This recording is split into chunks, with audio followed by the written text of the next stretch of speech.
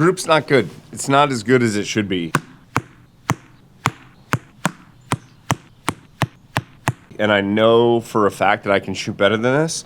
So I'm going to go test this thing out and see how bad of a bullet hole I'm shooting. I think it's probably a little bit of string stretch going on. This is like a 12-inch group. I've got some that are off the block. I mean, it's just not great. So what I'm gonna go do is recheck the bow because I know I'm shooting better than this.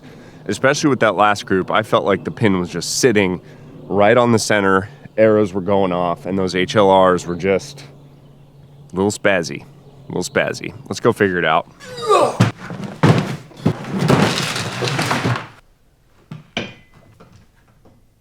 I don't use it enough to justify like leaving it set up all the time. So it's a little inconvenient because I'm kind of in the moment of like shifting things around. But this is what this is gonna tell me.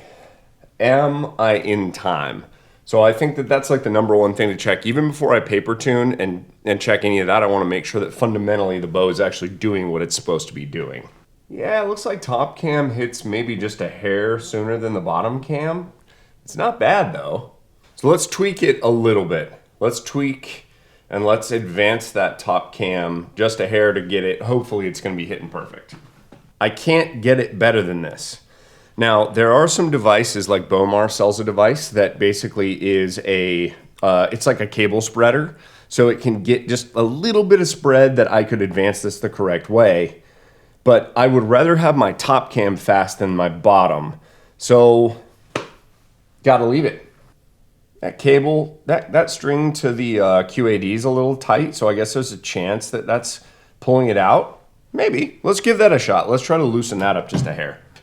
So what was happening was the amount of tension that I had in the cable that's connecting the QAD Ultra Rest to the actual cable on the bow, there was too much tension in it, and it was literally bending that cable. The amount of stress I'm putting inside that QAD, and then I'm assuming it still has to affect the cam timing a little bit. Bullet hole. So in order to get an actual perfect bullet hole, I had to make both a correction to the left and a correction. I think I went lower with the rest. If it was more than that, I would have actually adjusted the shims on the cams, but because it was just 4 clicks, I was like, yeah, we're still pretty close. And I only have 45 minutes left to go shoot. Let's see if we can tighten these groups up.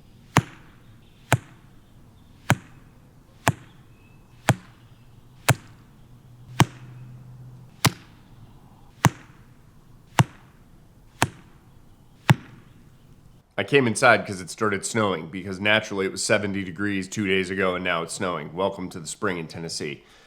Another thing, did you notice the area of the target that the group was actually hitting? So after I did the tune, the group was hitting higher on the bail than the first group was. Because basically the first one, I had a mix all over the target, right? This group was hitting higher, and I shot the 5.0s first, and they were hitting so consistently high that halfway through the group, I actually dialed down because I knew that when I shot the victories, they were gonna go even higher because they're even just a little bit lighter. My mind is a little bit blown that it's this much higher on the actual target. I probably gained 2 or 3 yards worth of clearance, which doesn't seem like a lot, but the tightening up of the group, it's all a factor in the fact that that arrow is launching out of the bow, going straight. This is still not good grouping right here. So I've got the Easton 5.0s and then I've got the new Victory HLRs.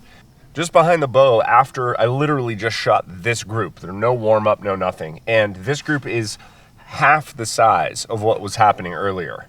So what that tells me is either just luck, and I guess I'd have to shoot a ton more, but the truth is the forgiveness that I felt of when I was releasing these arrows compared to the first set, where I felt like maybe I was drifting out and then it was releasing and then the arrows were hitting over here, or I was drifting down and then they would hit much lower. It just felt like the forgiveness of having these actually exiting the bow correctly based on not having this impedance of the cable for the actual rest being too tight.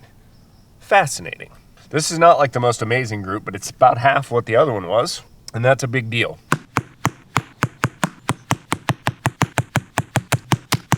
I think that's it for now. Thanks for watching. I'm Brandon McDonald.